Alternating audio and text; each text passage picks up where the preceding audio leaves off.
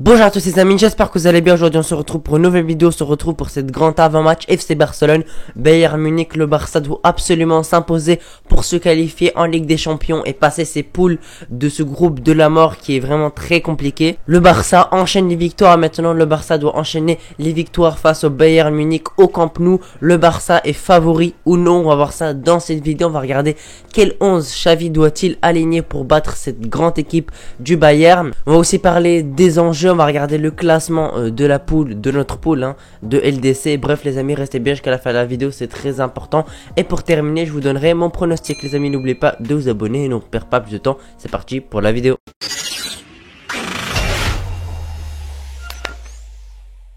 Alors le Barça s'est imposé face à l'Athletic Bilbao au Camp Nou 4-0. Le match d'avant c'était une victoire également au Camp Nou 3-0. Donc on voit que le Camp Nou devient de plus en plus une forteresse. Les équipes ont du mal à performer au Camp Nou, surtout que Villarreal et l'Athletic Bilbao étaient sur une très bonne forme franchement. Mais au Camp Nou ils ont complètement disparu, on les a pas vus du match. Ils ont fait dominer absolument tout le match. Maintenant ce sera une autre équipe, ce sera le Bayern Munich qui est sur une assez bonne forme. On va parler des formes des deux équipes un peu plus tard dans la vidéo. Mais en tout cas, il va falloir faire attention à cette équipe du Bayern qui est sur une très belle forme, qui ont des très bons joueurs. Mais attention, ils ont également des absents, comme Neuer par exemple, qui est absent pour ce match. Et ça, c'est vraiment une très belle nouvelle parce qu'on sait que Neuer, franchement, c'est un des meilleurs gardiens du monde. Même s'il vieillit, il reste monstrueux. On se rappelle du match aller, sur l'occasion de Pedri, je me rappelle très bien, où Pedri a deux doigts de marquer et Neuer arrive à très bien plonger et l'arrêter ce ballon. Donc on sait franchement que ce gardien-là aurait vraiment été très important pour le Bayern s'il aurait été disponible.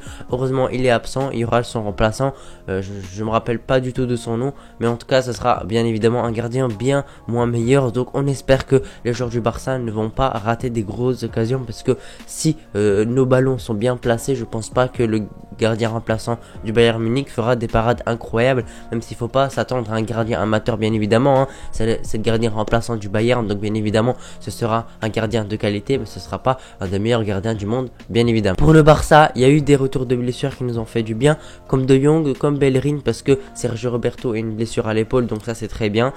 Heureusement qu'on a un latéral droit. Pour Christensen, je ne sais pas à l'heure actuelle où je vous tourne la vidéo, là je vous tourne la vidéo le lundi, je sais pas s'il sera disponible ou non. En tout cas j'ai pas eu les infos et je pense pas qu'il sera disponible. Malheureusement j'aurais bien voulu le voir disponible. S'il est disponible, bien évidemment faut l'aligner parce que c'est un très bon défenseur qui peut vraiment nous apporter beaucoup de choses défensivement. Mais sinon, il y a eu pas mal de retours de blessures. On espère que les joueurs comme Araujo, comme Depay et comme Christensen seront de retour le plus rapidement possible. Mais je pense pas qu'ils seront disponibles face au Bayern Munich. Donc il va falloir faire avec les joueurs qu'on a dispo. Et on a beaucoup de joueurs de qualité. Donc on espère que Xavi sortira un très bon 11, un 11 titulaire, un 11 type pour essayer de battre cette équipe au Camp Nou. N'oublions pas que c'est au Camp Nou. On sait que déjà là-bas au Bayern, à Munich, a été très difficile, mais on était à deux doigts franchement de faire un résultat, parce que la première mi-temps on a réussi à dominer, on a eu quelques occasions mais malheureusement on les a ratées. Donc au Camp Nou franchement on peut avoir des espoirs pour essayer de gagner ce match, et en tout cas moi j'y crois vraiment fort. Je pense que le Barça peut vraiment faire quelque chose durant ce match, à condition que tous les joueurs du Barça mettent de l'intensité dès le début du match, mettent de la pression, qu'ils essaient simplement de récupérer les ballons le plus rapidement possible, qu'ils aient la possession, qu'ils essaient de dominer le Bayern Munich. C'est pas quelque chose d'impossible à faire non plus, parce qu'ils ont su le faire à l'aller à Munich, donc je vois pas pourquoi ils pourraient pas le faire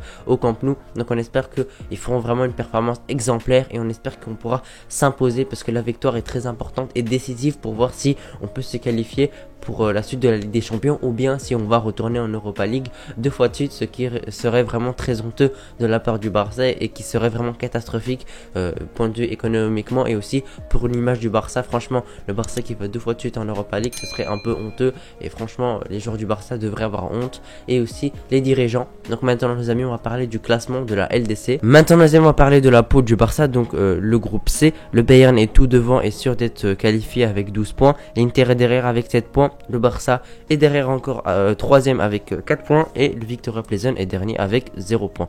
Donc bien évidemment le Barça doit absolument s'imposer pour espérer de se qualifier, mais attention, il faut aussi espérer que l'Inter fasse un faux pas contre le Viktoria Plzen et qu'il perde également contre le Bayern Munich. Je pense qu'il n'y aura pas de souci par rapport au Bayern. Je pense que Bayern ils vont battre l'Inter Milan, mais il va falloir aussi compter sur le Victoria Pleasant. J'ai vu que leur dernier match, ils se sont posés 3-1, je les ai pas du tout vus, bien évidemment, je regarde pas leur match, mais en tout cas ils ont gagné, ça veut dire qu'ils vont les affronter sur une bonne forme, ils vont jouer à 18h45, donc on connaîtra notre sort juste avant, donc on espère qu'ils feront minimum un match nul et on espère vraiment une défaite, mais si au moins un match nul, s'il y a au moins un match nul, franchement on serait assez content, parce que s'ils font un match nul, ils auront 8 points. Et nous on aura 7 points si on bat le Bayern. Et puis la dernière journée, si le Bayern bat l'Inter, le Barça aura plus qu'à gagner contre le Victoria Pleasant, ce qui devrait être une formalité. Donc franchement, il y a encore beaucoup d'espoir pour que le Barça s'impose, simplement dans cette poule et qu'il se qualifie. Mais il y a aussi pas mal de chances que le Barça soit éliminé. Donc on compte sur le Victoria Pleasant. On espère qu'il sortira un grand match. Surtout que moi j'ai beaucoup d'espoir par rapport à quelque chose, c'est que souvent les équipes de LDC ils terminent rarement avec 0 points. Donc ils vont minimum terminer avec 1 point selon moi. Je pense que ce 1 point là, et pour ça, de prendre sur le Barça, c'est ce que j'espère pas bien évidemment, ou bien sur tout simplement l'Inter Milan, ce que j'espère bien évidemment. Donc on va voir ça, mais en tout cas la poule est vraiment très serrée. Ces dernières journées, il va y avoir vraiment beaucoup de suspense et on espère que le Barça aura le mental pour, et on espère que Victoria Pleasant pourra faire un résultat contre l'Inter. Maintenant les amis, on va passer à la composition. Donc dans les cages, Ter Stegen comme d'habitude, ça va être un 4-3-3 avec Ter Stegen. Dans les cages, il fait énormément de clean sheet, il est très performant à l'heure actuelle, donc on espère qu'il va continuer comme ça et on espère qu'il fera des arrêts décisifs durant ce match contre le Bayern. La charnière centrale les amis, tout simplement Jules Koundé et Eric Garcia. Malheureusement pas de retour de Christensen, sinon j'aurais mis Christensen à la place de Eric Garcia. Si il est disponible, je le mets, mais pour l'instant il n'est pas disponible et ça m'étonnerait qu'il soit dispo. Donc cette charnière centrale, même si elle reste assez faible, Jules Koundé, je dis pas qu'il est faible, il est très bon, mais à côté il y a Eric Garcia qui fait pas mal d'erreurs, qui a beaucoup de sauts de concentration, qui est pas très bon actuellement.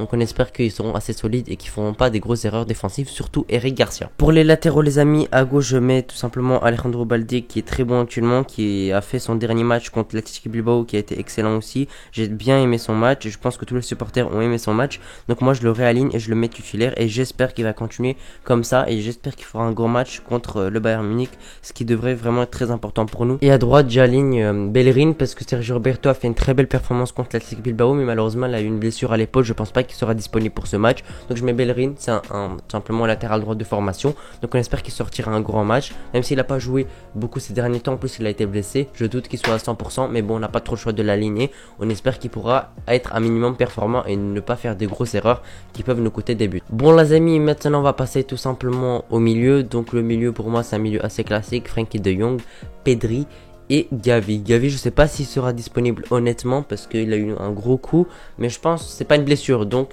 il pourrait être disponible. Je pense qu'il va se remettre assez rapidement de ce gros coup, même si ça fait très mal, c'est pas une blessure, donc il devrait être disponible. De Jong bien évidemment parce que il nous sort des très gros matchs actuellement et il nous prouve qu'il est au-dessus de Busquets. Pedri, pas besoin d'en discuter, vraiment le maestro de notre milieu. Et Gavi c'est un joueur qui fait énormément d'efforts, qui est très technique également, c'est un milieu assez complet malgré qu'il soit également très jeune. Donc franchement ce milieu là je pense qu'il pourrait vraiment faire du mal au Bayern et on espère ne pas voir de Busquets en tout cas titulaire parce que il devrait vraiment avoir beaucoup de mal durant ce match. Maintenant l'attaque les amis, donc à droite je mets Ousmane Dembélé, pas besoin trop d'en parler honnêtement, il nous a sorti un excellent match, voire un grand match contre l'Athletic Bilbao, un but et 3 passes décisives, homme du match selon moi. Donc j'espère qu'il va continuer comme ça et j'espère qu'il fera une performance de ce genre contre le Bayern, même si je pense pas qu'il mettra un but et 3 passes décisives, mais je pense qu'il pourrait être décisif et j'espère que ce sera le cas. Donc les amis, moi je mets Dembélé à droite et je pense qu'il n'y a pas trop de débat dessus, je pense que vous allez être d'accord avec moi. Maintenant les amis, sur l'aile gauche j'ai assez hésité, on met qui honnêtement? Moi je dis on met tout simplement Ansu Fati parce qu'Ansu Fati, son dernier match face à Villarreal il a été excellent, il a marqué également, donc moi je le mets sur l'aile gauche. Moi je veux pas mettre de Rafinha parce que franchement Rafinha ce dernier match il a pas été au top. Ferran Torres pour moi c'est trop limite, il pêche trop dans la finition durant ce match. On a besoin d'un joueur qui tue devant le but. On a Lewandowski mais il nous faut aussi un attaquant comme Ansu Fati qui tue devant le but. C'est un joueur qui a une très belle finition, donc je pense qu'il pourrait être très important pour le Barça.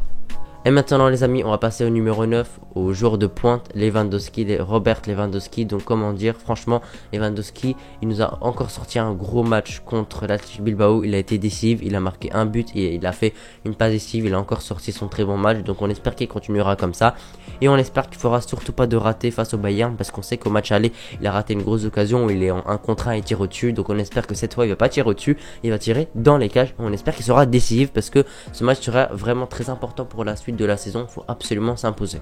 Donc les amis, voilà, c'était mon avant-match. J'espère que vous l'avez apprécié. En tout cas, ce match, il faut absolument le gagner selon moi. Même si on est éliminé par une victoire de l'Inter Milan face au Victoria Pleasant, je pense qu'à ce moment-là, ce sera mort.